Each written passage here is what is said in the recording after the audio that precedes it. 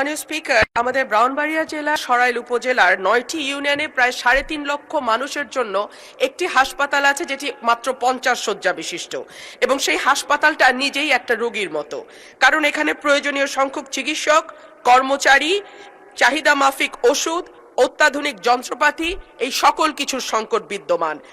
আমাদের এই হাসপাতালটিতে 10 কোটি টাকা ব্যয়ে একটা 6তলা ভবন নির্মাণের পরিকল্পনা নেওয়া হয়েছিল, কিন্তু 5ই আগস্টের পর ঠিকাদার পালিয়ে গেছে মাননীয় স্পিকার। সো এখন ওই পুরনো দোতলা যে ভবন, যেটি এমনি ভবনটি দেখলেই রোগাক্রান্ত মনে হয়, সেই ভবনটিতেই কাজ চালানো হচ্ছে। জানা গেছে এই হাসপাতালে কনসালটেন্ট সহ চিকিৎসকদের 9টি, নার্সের 6টি, মেডিকেল টেকনোলজিস্টের 2টি, ফিল্ড স্টাফের 15টি, স্বাস্থ্য সহকারী 8টি এবং আদার্স 19টি, প্রেষণে থাকা পদ সহ 64টি পদ শূন্য রয়েছে।